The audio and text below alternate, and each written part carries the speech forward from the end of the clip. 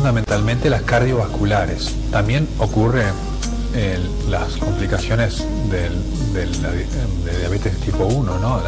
La retinopatía, la neuropatía, pero fundamentalmente las complicaciones de la diabetes del adulto son las complicaciones cardiovasculares. ¿Por qué se mueren los diabéticos tipo 2?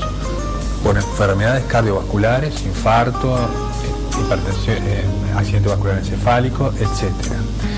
Existe una predisposición extraordinaria a la arteriosclerosis en esta patología, no solo por el aumento de la glicemia, sino porque hay también trastornos de los lípidos. La insulinoresistencia que tienen estos individuos genera trastornos del colesterol, de los triglicéridos, del HDL, genera situaciones de aumento de la trombicidad, genera cambios en las moléculas del colesterol y los triglicéridos, cambios que aceleran mucho la arteriosclerosis. Por eso es fundamental en estos pacientes transmitirles este concepto, que el riesgo no es el riesgo de la nefropatía, lo tiene, pero fundamentalmente el riesgo es cardiovascular. Entonces el paciente debe controlarse, debe controlar sus lípidos, debe controlar su peso y debe controlar su presión arterial. Todos factores, yo le llamo como las 4 hermanas, ¿no? Son factores que se van sumando y que aceleran la arteriosclerosis en estos pacientes. ¿Cuáles son las medidas de prevención? Bueno,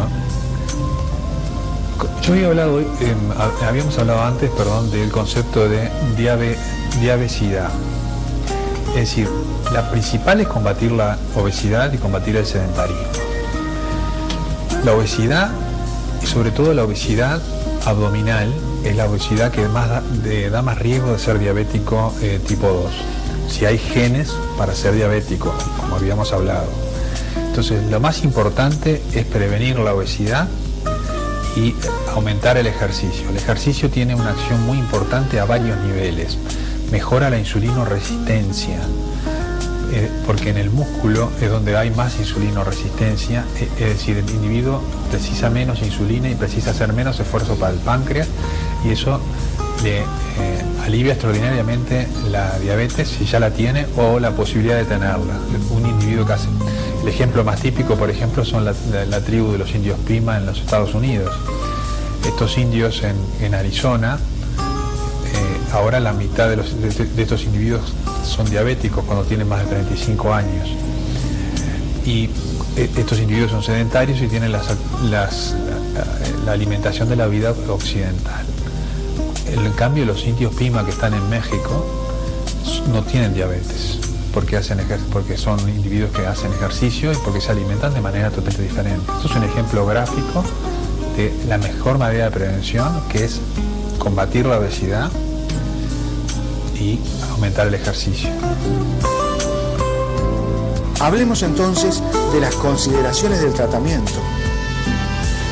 Ya hablamos de dos principales, ¿no? Que son, cuando hablamos de prevención, que también tenemos que hablar cuando el individuo tiene diabetes, que es combatir la obesidad, que es fundamental. Si el individuo es diabético tipo 2, es habitualmente en un 90% es un obeso y tiene que bajar de peso. Lo importante, el concepto revolucionario en estos últimos años, es que no hay que bajar de peso hasta un peso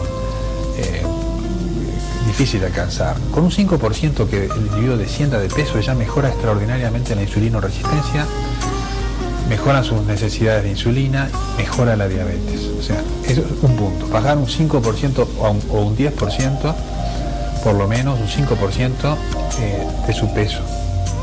El otro punto es hacer ejercicio, ya lo hablamos.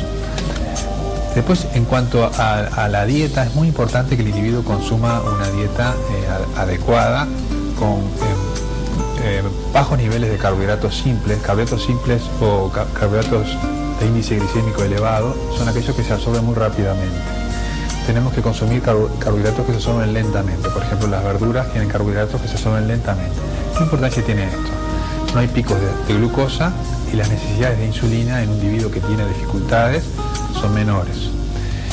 Las proteínas deben estar restringidas de acuerdo a si existe o no daño renal, eso hay que saber, hay que saber de acuerdo al paciente. Las grasas, debe haber una correcta correlación con las grasas, 10% de grasas saturadas, 10% de grasas monoinsaturadas y 10% de grasas poliinsaturadas. Eso también es maniobrable, por ejemplo, algunos individuos conviene aumentarles un poco las grasas monoinsaturadas a un 15% y toleran mejor la dieta y no tienen, y eso no aumenta la insulinoresistencia. En cambio, otros individuos que tienen mucha insulinoresistencia, darle carbohidratos no es apropiado. Eso debe manejarse individual. Después tenemos drogas